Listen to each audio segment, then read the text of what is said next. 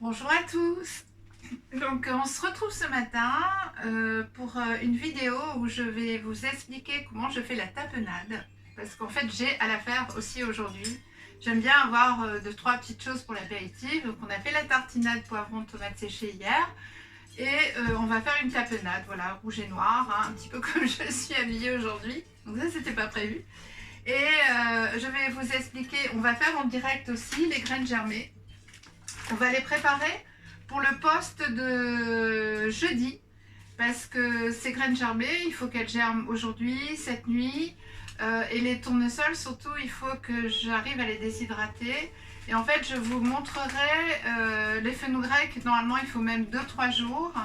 Donc, j'espère que ça sera assez jeudi. Et surtout, ça sera un poste pour vous expliquer pourquoi ces deux graines-là. Donc, je vous les amène. Donc, tournesol et fenugrec. Voilà, je vais vous expliquer pourquoi j'ai choisi ces deux graines-là, toutes leurs propriétés et voilà, toutes les recettes qu'on peut faire avec. Donc ça, on va le faire aussi en direct. Alors, pour la tapenade, normalement, je vais sur un marché chercher de la Kalamata. Voilà, là, les marchés sont fermés. Donc, j'ai pris une olive noire dénoyautée à Satoris.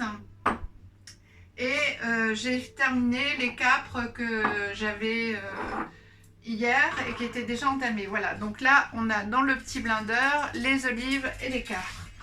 Donc à ça, je vais rajouter, alors là j'y suis allée un peu fort, mais bon, moi j'adore l'ail. Donc j'ai mis 5 gousses d'ail, donc dont des grosses. Hein. Je vais mettre toujours l'huile de sésame toastée, puisque moi j'ai un petit fan, ça va donner un petit goût qu'on cherche en fait.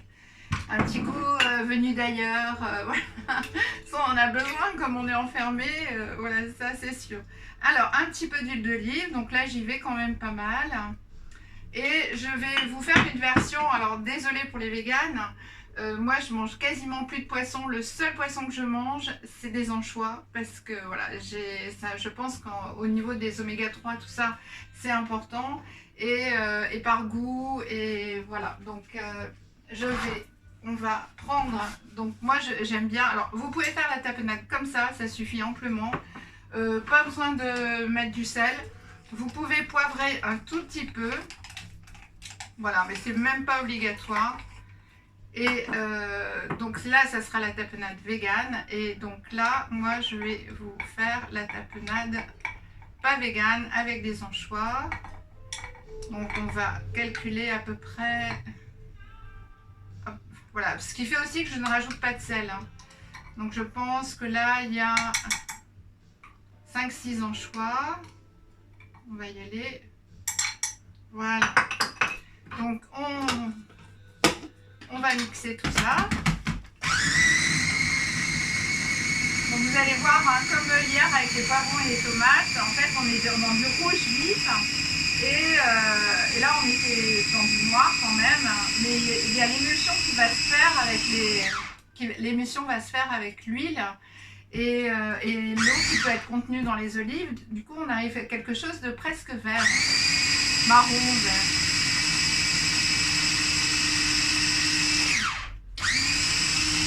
Alors, je pense que ça suffit. Moi, j'aime pas beaucoup la tapenade où il reste plus du tout de morceaux en purée, en crème. Alors, voilà, voilà. Donc là, hop, on a la tapenade, voilà, comme moi je l'aime. On retrouve un petit peu les morceaux quand même. Voilà, ça c'est pour la tapenade qu'on va mettre après dans des petits pots et voilà, dont on se sert pour l'apéritif. Alors avec cette tapenade là, vous pouvez faire des petits feuilletés apéritifs. Si vous prenez une pâte feuilletée sans gluten hein, pour l'alimentation cuite et vous la tartinez, vous faites des petits rouleaux, vous coupez comme ça. Pour l'apéritif, c'est très sympa. Après, la tapenade comme ça, elle est en préparation crue, il y en a plein, c'est-à-dire que vous pouvez faire les petites tomates cerises, pareil avec un petit peu de tapenade aussi, sur n'importe quelle salade, il y a vraiment l'embarras du choix. Donc pour les graines germées, on va utiliser une eau, donc moi l'eau elle est avec un charbon actif et elle est sur la pierre d'eau vive pour la dynamiser. Donc on va utiliser cette eau là pour les graines de... Alors j'ai pris un grand bac transparent voilà, j'ai remarqué à force de faire les graines germées que c'était très important que le bac soit transparent parce qu'elle germait beaucoup plus vite. Donc, et moi là je vais en avoir besoin de beaucoup parce que je vais m'en servir à différents stades de germination. Et aussi pour vous montrer après la recette, je pense vendredi, du faux parmesan. Donc là, voilà, bah, tout simplement. Et alors, pourquoi je prends un bac large aussi? Il y a une explication. C'est-à-dire que ces graines de tournesol, elles ont une petite peau. Alors bien sûr, c'est pas la peau noire. Là, je vois qu'il en reste un petit peu, mais enfin, c'est pas grave. Elles ont une petite peau et cette petite peau, le fait d'avoir un bac comme ça très large, la petite peau remonte. Donc vous allez pouvoir, avec une petite cuillère ou une petite passoire, voilà, avec ça par exemple, il ne faut pas que les trous soient trop gros, vous allez pouvoir récupérer ces petites peaux. Donc ça c'est important. Alors par contre, le fenugrec, alors là du coup je vais utiliser une autre eau parce que là j'ai tout mis. Le fenugrec, on va utiliser le petit bol, voilà, le petit bocal à germination. Donc là je vais utiliser une eau de source. Voilà, je vous l'ai déjà dit, j'ai absolument pas confiance dans l'eau du robinet. Voilà, donc on va en mettre un tout petit peu. Donc ça, c'est les petits sachets qu'on trouve dans les magasins bio de graines à germer. Voilà, donc le fenugrec, oui, là c'est amplement suffisant. Donc là, je vais fermer le couvercle, qui n'est pas toujours facile à fermer d'ailleurs, voilà. Et puis, donc je vais le laisser comme ça toute la journée. Et quand je vais avoir besoin de rincer les graines, en fait, je vais pencher mon bocal. Ouch, voilà, il n'est pas bien fermé, c'est ce que je pensais. Et l'eau va venir dans le petit réceptacle là. Et je vais pouvoir remettre une eau pure. J'aime bien les rincer peut-être 2 fois. C'est-à-dire que là, je l'ai mise là. Et avant de me coucher, je rincerai l'eau. Et donc, on ne touche pas aux graines, ça c'est pratique aussi. Et donc, alors j'ai peur de... non, ça va aller. Voilà, donc on voit l'eau qui arrive là, qu'on va jeter bien sûr.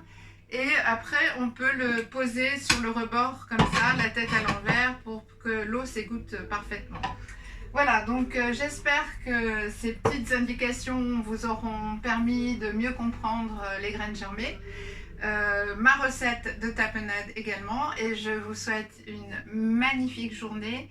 Prenez bien soin de vous et à demain pour une autre recette qui n'aura rien à voir avec les graines germées, ni voilà, on va faire une recette de soupe crue.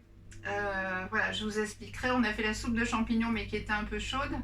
Là, bon, la température s'adoucit de plus en plus et on va commencer à faire des soupes froides. Donc là, on fera une soupe froide un petit peu thaïlandaise, tout ça, enfin, avec de la citronnelle. Et vous allez voir, c'est vraiment délicieux. Voilà, donc je vous dis à demain pour la soupe froide un petit peu thaïlandaise. Et voilà, très très belle journée. Merci.